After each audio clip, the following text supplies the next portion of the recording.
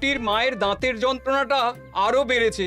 কাল সারা রাত যন্ত্রণায় ছটফট করেছে। আমাদের বৈদ্যমশাই দাঁতের শল্য চিকিৎসা শিখতেই বাইরে গেছেন, আজকের মধ্যেই আশা করি চলে আসবেন। কিন্তু ও যে আর পারছে না। শোনো, তুমি একটা তুলোর মধ্যে লবঙ্গ তেল দিয়ে পুটির মায়ের যে দাঁতে ব্যথা হচ্ছে তার গোড়ায় রাখো। বৈদ্যমশাই এলে আমি তোমাদের বাড়িতে যেতে বলছি। আচ্ছা গোপাল দাদা। যাই, বাজার থেকে চটপট ঘুরে আসি, এরপর আবার রাজসভায় যেতে হবে।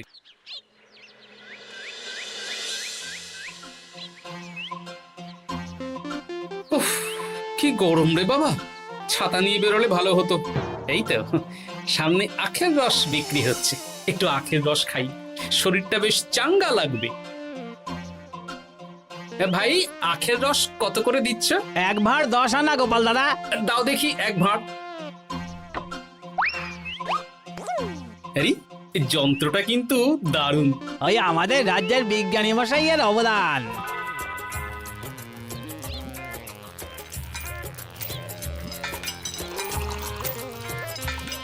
এই নাও গোপাল দাদা।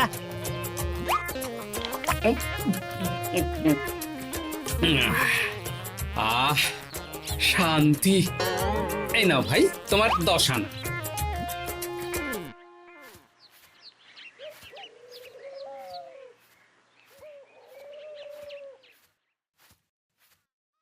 কি রাজবৈদ্য, এই ফিরছ নাকি? হ্যাঁ, এতদিন আমি দাঁতের চিকিৎসার ব্যাপারে তেমন কিছুই জানতাম না, এবার সব শিখে এসেছি। ভালোই করেছো, তুমি একেবারে প্রথম রোগীকে দেখে তারপর রাজসভায় এসো। প্রথম রোগী? পুটির মা গো, কালকে সারা রাত যন্ত্রণায় ঘুমোতে পারেনি। আরে আর বলো না, কদিন আগেই পুঁটির মাকে নিয়ে পুঁটির বাবা আমাদের বাড়িতে এসেছিল। দেখলাম ওই বাড়ির দাঁতে বিস্তর সমস্যা। সেই জন্যে দাঁতের শল্য চিকিৎসা শিখতে চলে গেলে? ঠিক তাই, আমি ব্যথা কমার পথ্য দিয়ে এসেছিলাম। দেখি এবার দাঁতটা তুলেই দিতে হবে। তাহলে তুমিও পুটিদের বাড়িতে যাও, আমি বাড়িতে থলে রেখে আসছি। আজ না হয় দুজনে একটু দেরি করেই রাজসভায় যাব। বেশ বেশ।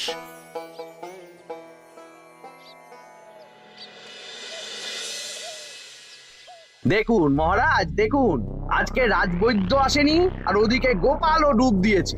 এই আনন্দে আমাদেরও ছুটি দিয়ে দিন মহারাজ। কি আনন্দে? এই গরমে বাড়ি বসে একটু আমপানার শরবত খাবো আর ঘুমবো।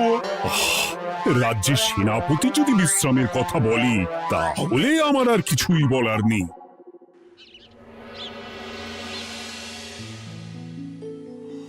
এই তো দাঁতটা পুরো পোকায় খেয়ে নিয়েছিল। এখন দুদিন কোনো কথা বলা যাবে না, শুধু জল বা তরল জাতীয় খাবার খাবে।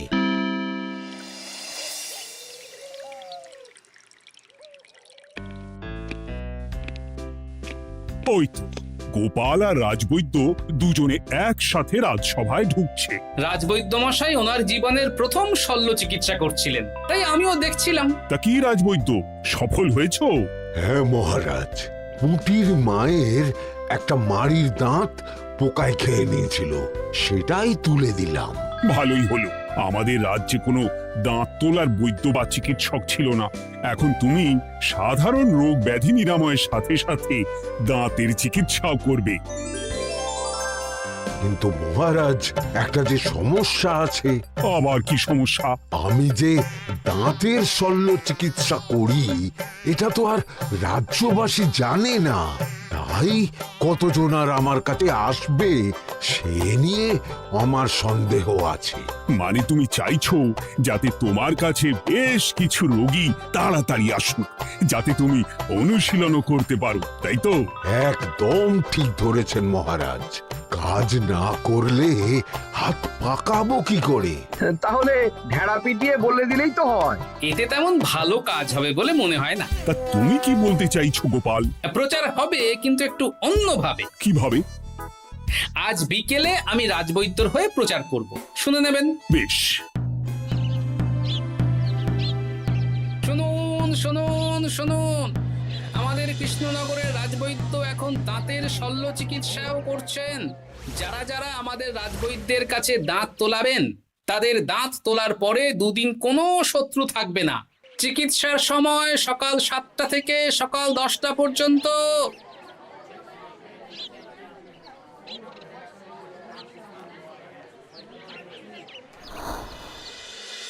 এসব তুমি কি উল্টো পাল্টা কথা বলছো গোপাল? উল্টো পাল্টা না, আপনি দেখুন না আপনার বাড়িতে লোকজন আসে কি না। আর কেউ যদি জিজ্ঞাসা করে যে এই রকম প্রচারের কারণটা কি, তাহলে বলবেন রাজসভায় আমার সাথে কথা বলতে আমি বুঝিয়ে দেব।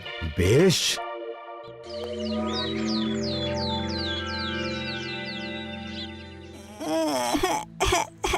তোকে বারবার বলি এত মিষ্টি গুড় কাঠি খাস না। কি করব বাবা, কি ব্যথা।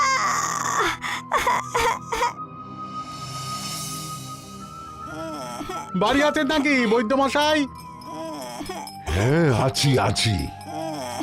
এই আমার ছেলেটার না দাঁতে খুব ব্যথা দুদিন ধরে। দেখছি। তা আপনাকে তো এই রাজ্যে আগে দেখিনি। আমি পাশের রাজ্য থেকে আসছি। শুনলাম আপনার কাছে দাঁতের শল্য চিকিৎসা করালে আগামী দুদিন কোনো শত্রু থাকবে না। ঠিকই শুনেছেন। বেশ, তাহলে বলুন কেন থাকবে না? আগে চিকিৎসাটা করি, তারপর বলছি।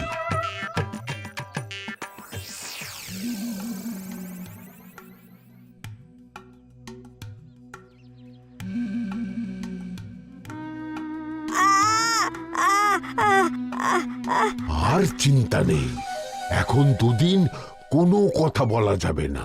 এবার তো বলুন আমার ছেলের আগামী দুদিন কোনো শত্রু থাকবে না কেন? আজকে রাজসভায় চলে আসুন, ওখানে গোপাল এই প্রশ্নের উত্তরটা দিয়ে দেবেন।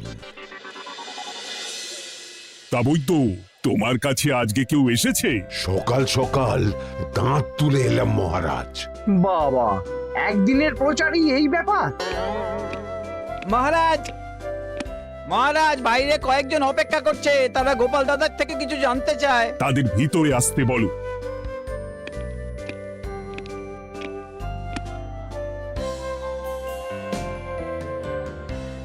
আজ আমার ছেলে বৈদ্য মশাইয়ের কাছে একটা দাঁত তুলিয়েছে। আমি জানতে চাই প্রচার অনুযায়ী আমার ছেলের নাকি আগামী দুদিন কোনো শত্রু থাকবে না, সেটা কেন বলা হয়েছে? বলতে পারি, কিন্তু কথা দিতে হবে। এই কারণটা বাইরে আর কাউকে বলা যাবে না। বেশ, বলবো না। বাংলায় একটা প্রবাদ আছে, বোবার শত্রু নেই। মানুষ সাধারণত কথার বিনিময়ে মতবিরোধ, বিবাদ বা শত্রুতা করে। যে ব্যক্তি কথা বলতে পারে না, তাই তার সঙ্গে কথা বলে মতবিরোধ হওয়ার কোনো সুযোগই নেই। মানে যার যার দাঁত তোলা হবে তারা তো আগামী দুদিন কথা বলতে পারবে না। আর কথা না বললে কোনো বিবাদ হওয়ার ব্যাপার নেই। আর বিবাদ না হলে কারো সাথে শত্রুতাও হবে না। কি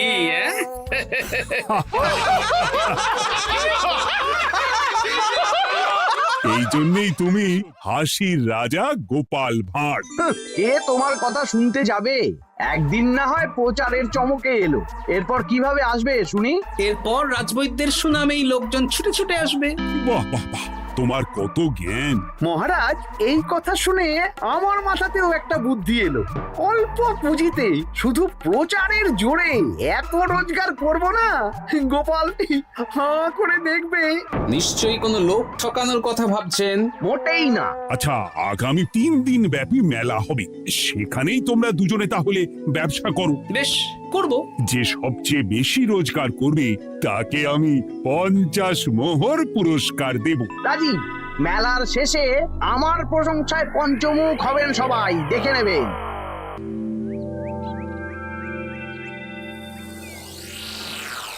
খুব তো বড় মুখ করে বলে এলেন যে ব্যবসা করবেন মেলার মাঠে। তা আপনি কি ব্যবসা করবেন শুনি? ভাগ্য পরীক্ষার দোকান দেব।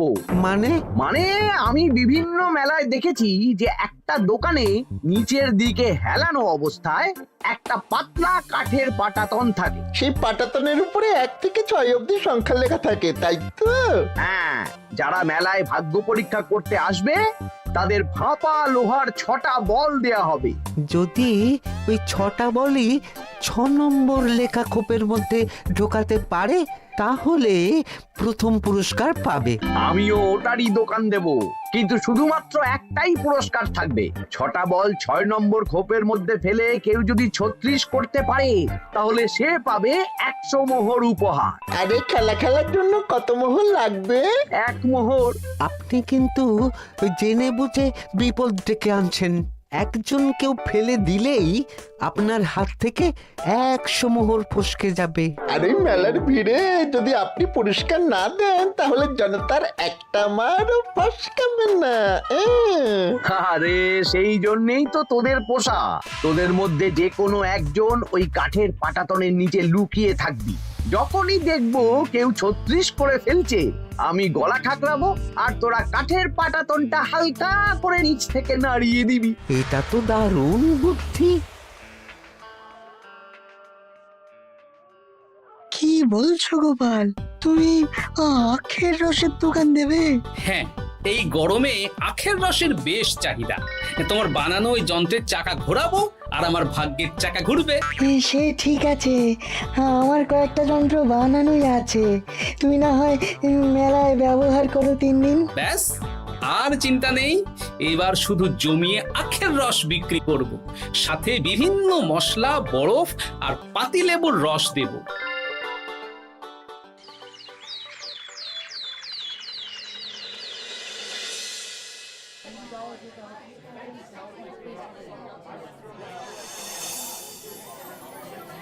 এই দোকানের পানীয় খেয়ে মন হবে বশ।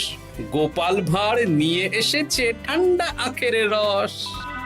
আরে গোপাল দাদা, তুমি আখের রস বিক্রি করছো? ঠান্ডা আখের রস কত করে গো গোপাল দাদা? 1 ভাঁড় মাত্র 10 আনা। 6 ভাঁড় দাও। এক্ষুনি দিচ্ছি। আসুন আসুন আসুন, সবাই আসুন। আসুন আসুন আসুন, এদিকে আসুন, এদিকে আসুন, ভাগ্য পরীক্ষা করুন। 1 মোহরে 100 মোহর।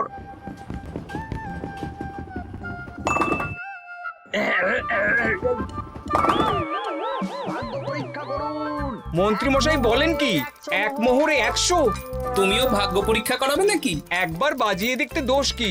দাও, আখের রস খেয়ে বরং চলে যাই। এই তো হয়ে এসেছে। এই নাও, ধরো।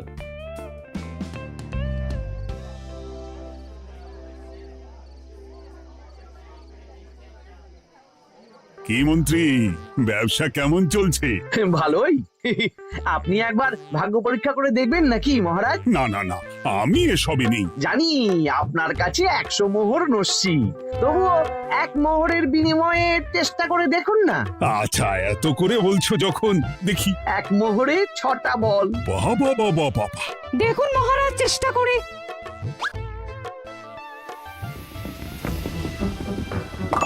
এই তো একটা 6 পড়েছে, আবার চেষ্টা করুন। জয় মা জয় মা। আবার 6। সাবাস। দেখুন হয়ে যেতে পারে, আর তো মাত্র 4টে বাকি। দেখি তৃতীয়টা। আরে পাস, আবার 6। নিন খেলুন। এই যা, হলো না।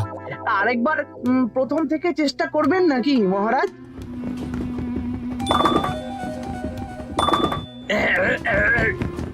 না, এবারেও হলো না। 2 মোহর জলে। অন্য সব জায়গায় বাকি সংখ্যাতেও পুরস্কার থাকে, আপনার এখানে নেই কেন? আমার এখানে ধামাকা পুরস্কার, তাই বাকি আর কিছু রাখিনি। 36 করতে পারলেই 100 মোহর। এই নাও মন্ত্রী, 2 মোহর।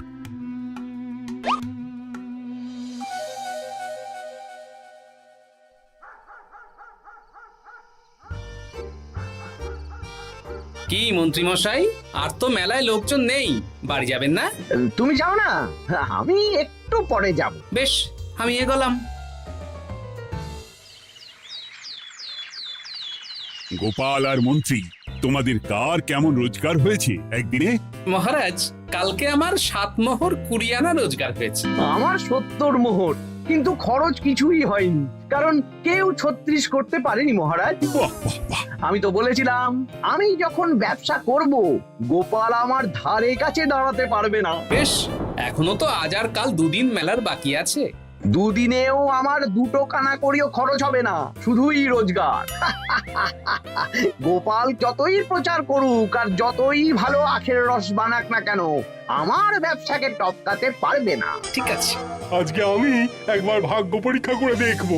আমার দোকানে সুস্বাগতম। নাও সেনাপতি, চেষ্টা করে দেখো। দিন বল। আমিও সেনাপতির খেল দেখতে এলাম।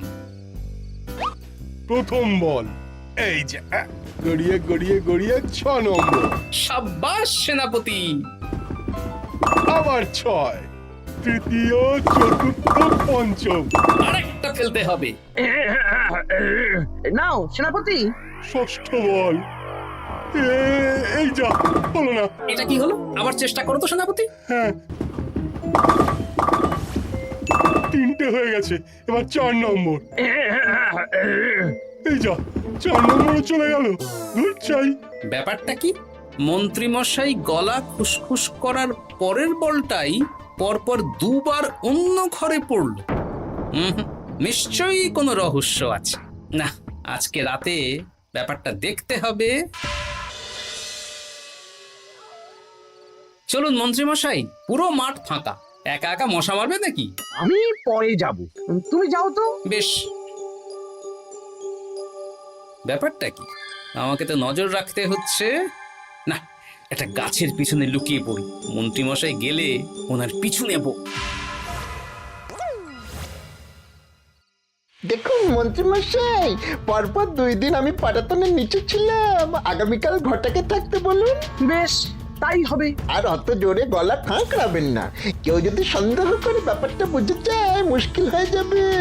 আরে কেউ বুঝবে না, অনেক রাত হলো, চল চল চল চল চল। আচ্ছা, এই ব্যাপার। তাই ভাবি 2 দিন ধরে একটাও কেউ পারলো না কেন? কাল আমিও মজা দেখাবো।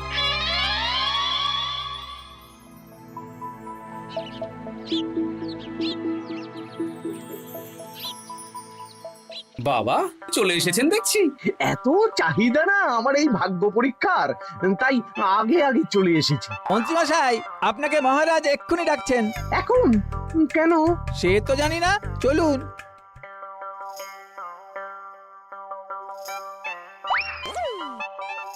এই বেটা ঘটা, এবার বেরো। এ কি গোপাল দাদা, তুমি? হ্যাঁ আমি। খুব চালাক ভেবেছিস না? মন্ত্রী মশাইয়ের খেলা আজকে শেষ। প্রহরী, একে ধরে নিয়ে যাও।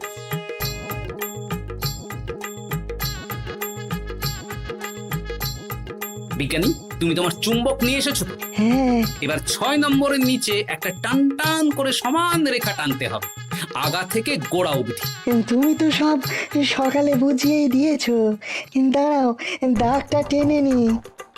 একদম 6 নম্বর খোপ অবধি যাচ্ছে, সেই অনুযায়ী টান টান করে দাগ টানো। টানছি, তুমি বাইরে নজর রাখো। নজর রাখছি। কাজ হয়ে গেছে, তুমি একবার অনুশীলন করে দেখে নাও। হ্যাঁ দেখছি। শুরু করো। শুরু করছি। একদম পাক্কা আছে। দূর, কেউ ডাকেনি, অকারণে সময় নষ্ট করলো। কতগুলো খদ্দের ফিরে গেছে কে জানে। কি হলো মন্ত্রী মশাই, এত রাগ কিসের? রাগ হবে না, ওরই বেটা আমার সাথে মজা করছিল।